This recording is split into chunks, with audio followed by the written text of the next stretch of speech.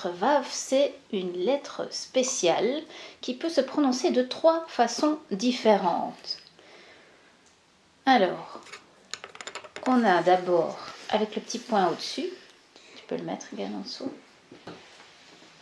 Voilà, ça donne quoi? Vi. Vo. Alors non, ça donne juste O. Donc là, c'est comme un Aleph avec le petit point au-dessus. Ok? Ensuite, tu peux me retirer ça. Et on va mettre ça à l'intérieur. Et ça, comment ça se prononce? Je sais pas. Ça, on n'a pas encore vu. Hein. Ça se prononce OU. Donc c'est comme le Aleph avec les 3 petits points en escalier. Et la troisième façon de prononcer cette lettre, c'est V. Et ça, c'est quand il y a autre chose que ce qu'on vient de voir comme voyelle. Donc par exemple, s'il y a une barre en dessous, ça va se prononcer va. Très bien. Oui, vu que la barre, c'est comme... c'est A, quoi. Voilà. Ok. On va voir si tu as retenu. Tu peux me faire 3 vaves avec les différentes prononciations.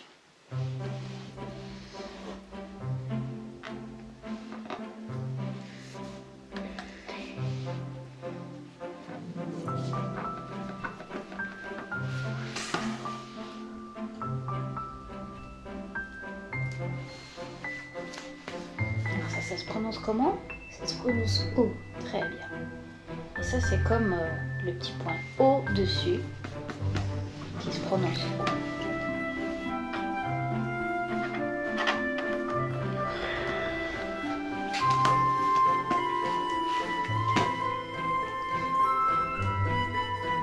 Voilà, tu mets à côté comment on prononce?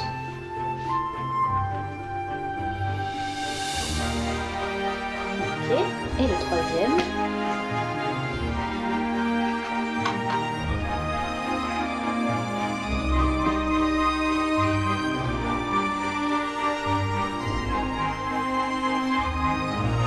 Ça se prononce comment? V.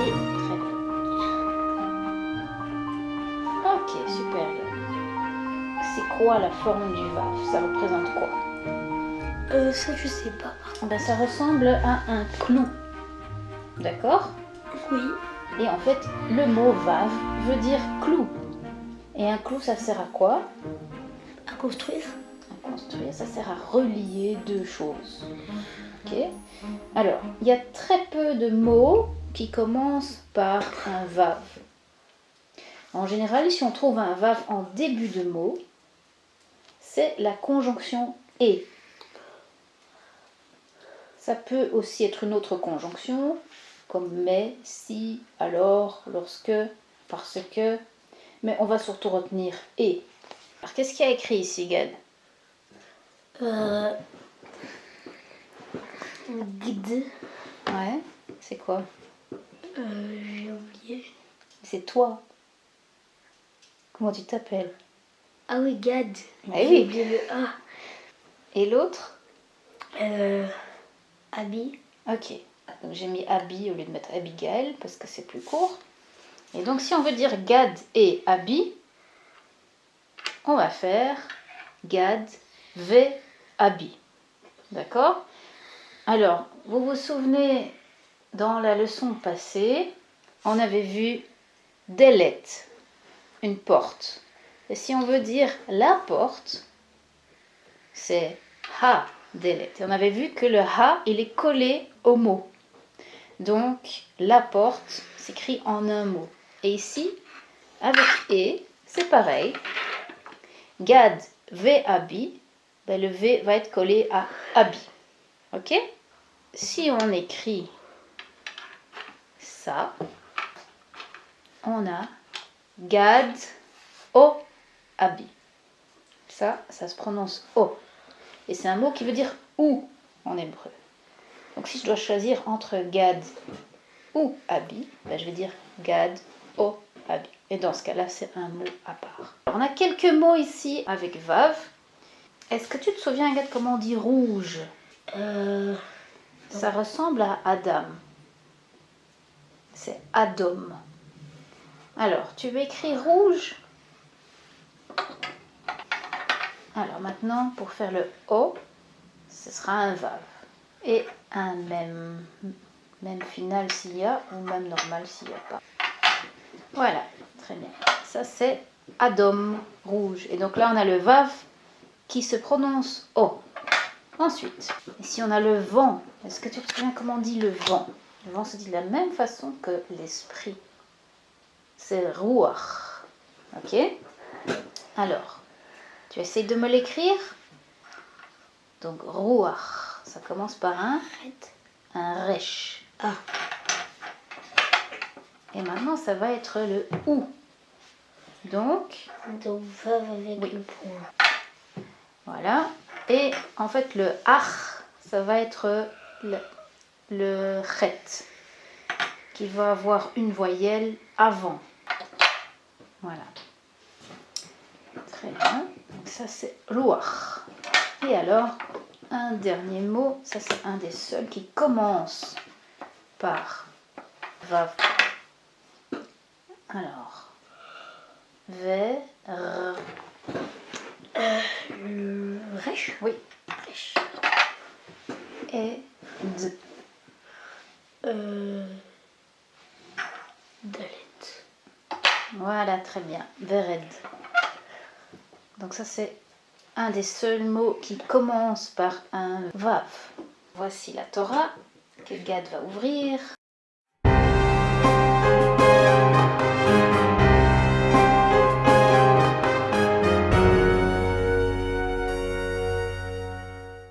Alors cette fois, Gad, on va partir à la recherche du vav et des différentes manières de prononcer le vav. Vas-y, tu peux commencer à chercher. Ici. Oui. Et alors, c'est quoi ce mot-là? Vav, Aleph. Et. C'est quoi la dernière lettre? Ça, c'est Tav, la dernière lettre. Et tu connais la première phrase de la Torah. Bereshit bara Elohim et Hashamayim. Ve et haaretz. Ok. Et donc ici, on a le ve. Et qui est mis en début de mot et qui, ici, signifie et. Ensuite, tu trouves le prochain, Gad? Oui. Alors, ici. Ah, il y en a un avant. Ici. Oui. Et tu sais lire le mot? Ve'ara. Rat. C'est pas un A au bout, hein? Ve'arat. A. Ret. Haaretz. Et la terre. Ok, ensuite, prochain. Donc ici, on avait encore un ve. Maintenant, on va voir si on trouve autre chose. Ici. Et avant, il y en a encore un. Là. Oui. Et le mot là, c'est Tav. Tav avec un... Avec quoi comme voyelle? Il y a un petit point au-dessus, je crois. Tu vois, il y a un petit point là. Ah oui. Ici. Donc ça, c'est To. Ça, c'est He. Oui. Et ça, on vient de C'est voir. un vav. Un vav qui se prononce comment? Ou. Ouais, donc c'est... Le mot entier, c'est Tout. Tohu. Ok, donc là, on a rencontré un vav qui se prononce ou. On va voir si on trouve un vav qui se prononce o. Vas-y, continue à chercher. Ici, il y en a un, mais c'est pas O. Non, alors là, ok, mais on va quand même s'attarder à celui-là, Gan. Ça, c'est un vav avec quoi comme voyelle en dessous? Va. Voilà, c'est va. Vaï. Vaïomer. Oui. Le vav suivant, Gad? Là. Ouais. Et comment on dit ça? Mais le Aleph, il n'y a pas de petit point. Ah bah s'il n'y a pas de petit point, alors on passe à la lettre suivante, on ne prononce pas le Aleph. Or. Oui, et là on a trouvé notre vav qui se prononce O.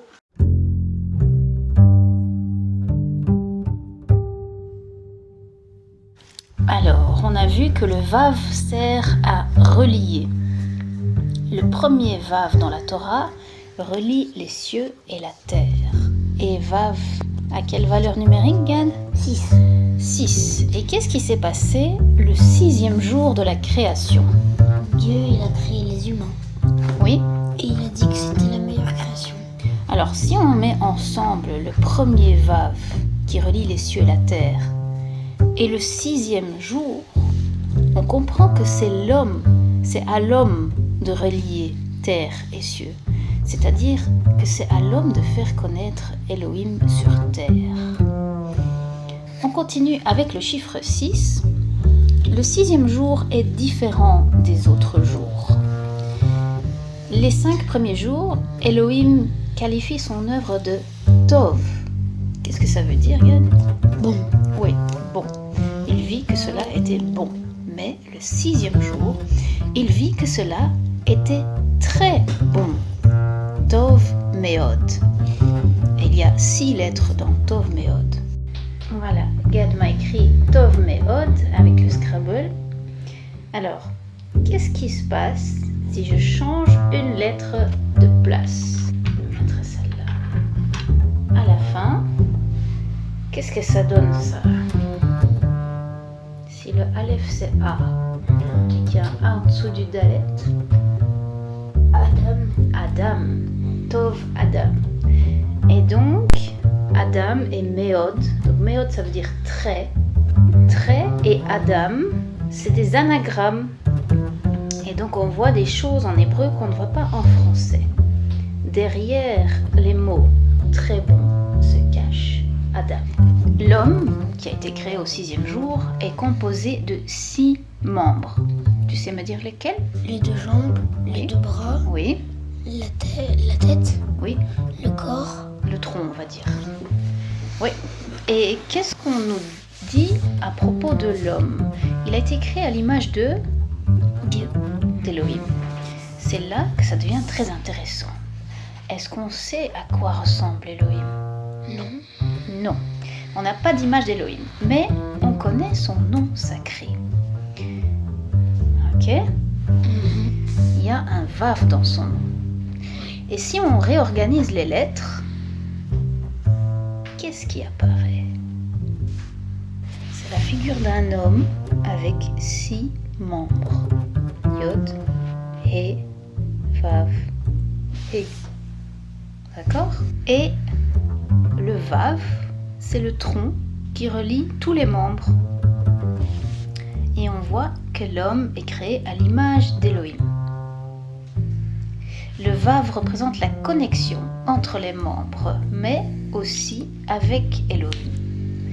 Il y a 2 personnages dans les Écritures qui ne sont jamais morts. Tu sais qui ? Il y avait Élie, Oui, on va dire Eliyahu en hébreu et Enoch. Enoch c'est Hanor en hébreu. Et ils ont tous les 2 un Vav dans leur nom. Et ils ont rejoint Elohim sans passer par la mort. Alors 6 des 12 fils de Jacob ont un Vav dans leur nom. Ça veut dire que chacun des 6 peut se lier avec un autre et former un peuple uni. C'est pas pour rien que Yeshua a envoyé ces 12 shlichim, ces 12 apôtres, par 2. Trouve-moi les tribus qui ont un Vav dans leur nom. Alors, Ruben, Ruben, Réhouven, Siméon, ouais, Shimon, Lévi aussi, Lévi, Judas, ouais, Yehuda, Zébulun, Zevulun, Joseph. Yosef, et voilà, on en a 6. Alors, on a vu que le He en suffixe marquait souvent le féminin. Tu te souviens, Gad ? Gadol, Gedola, avec un He au bout. Ça marque le féminin. Le Vav va souvent marquer le masculin. On a déjà vu comment dire il et elle. Tu te souviens ? Hu et Hi. Oui. Donc il, c'est Hu, et il y a un Vav dedans. Si je veux dire sa main à lui, tu sais comment on dit main ? Non. Yad. Si je veux dire sa main à lui, je veux dire yado. Et il y a un vav au bout du mot.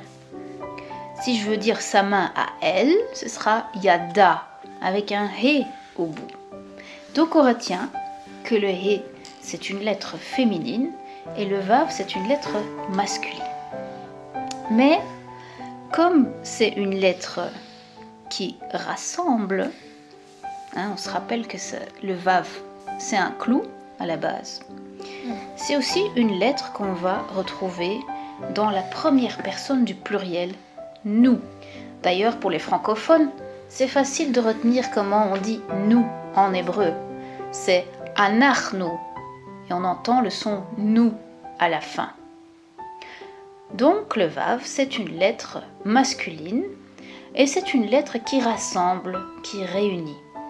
C'est ce qu'on a vu avec les 12 tribus.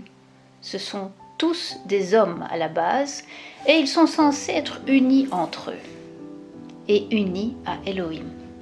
D'ailleurs, en entrant dans la terre d'Israël, Elohim a demandé que 6 tribus se placent sur une montagne pour prononcer la bénédiction, si on obéit à la Torah, et que 6 autres tribus se placent sur une autre montagne pour prononcer la malédiction si on désobéit à la Torah.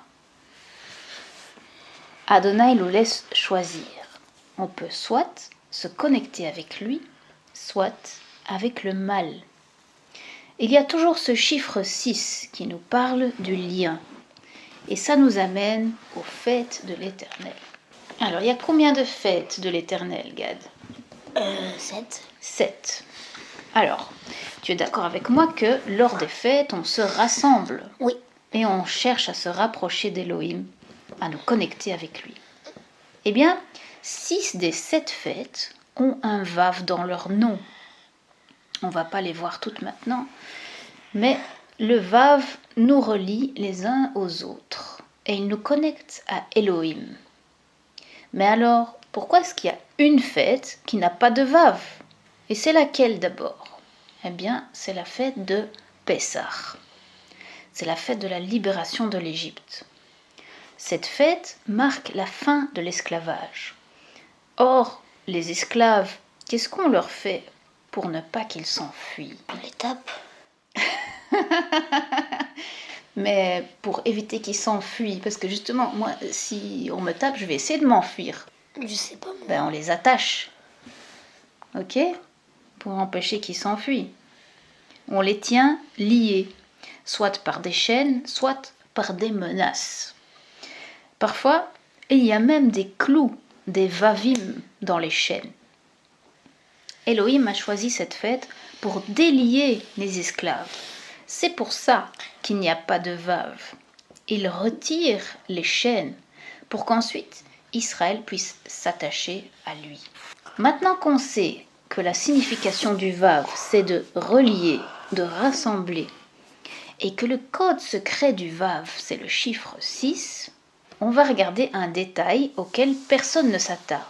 Ce genre de détail qu'on se demande vaguement pourquoi il est là et qu'on passe rapidement.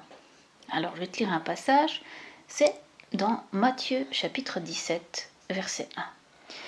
6 jours après, Yeshua prit avec lui Képha, Yaakov, Yochanan son frère, et il les conduisit sur une haute montagne où ils se trouvèrent seuls. Il changea d'aspect devant leurs yeux.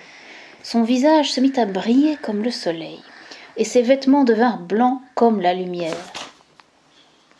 Soudain, les 3 disciples virent Moshe et Eliaou qui parlaient avec Yeshua.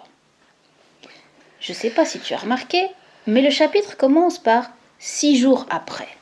Ouais. Le chiffre 6. Mais 6 jours après quoi ?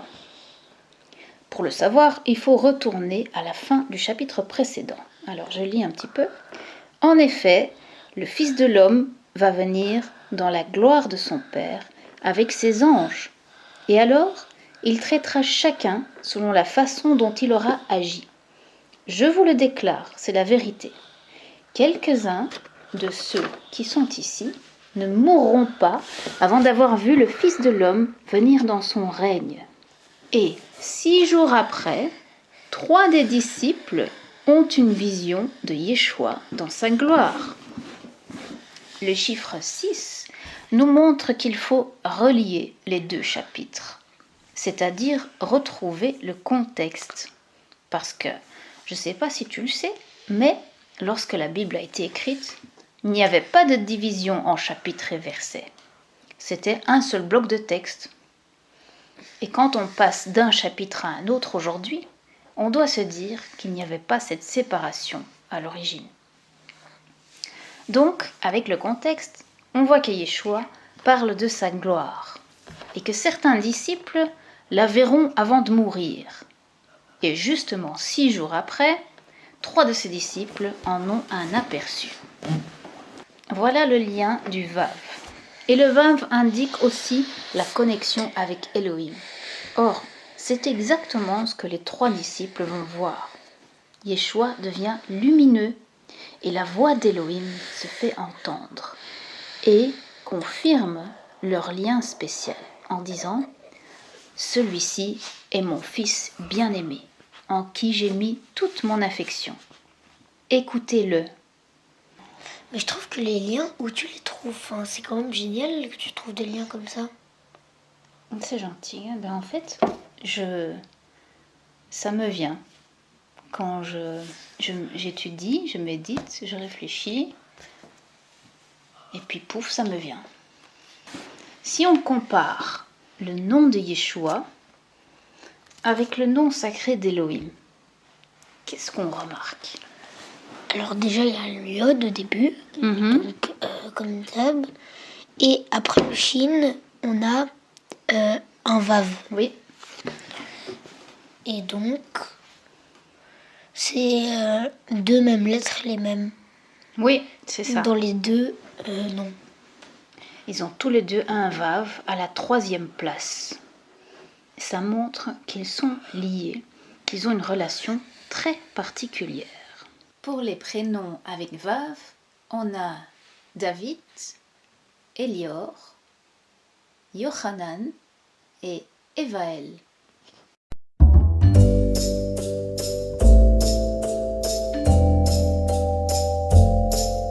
Aujourd'hui, c'est la lettre Vav. Alors, la lettre Vav, elle est très facile.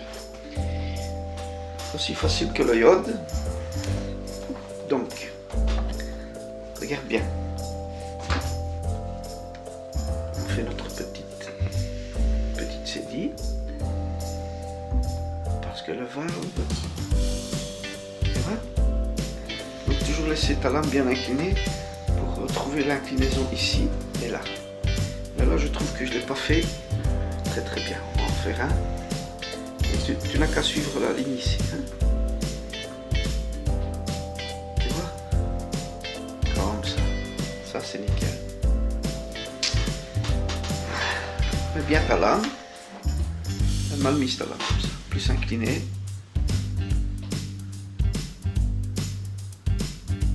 Très bien. Mais on va passer la cédille au-dessus. Et là, c'est trop horizontal.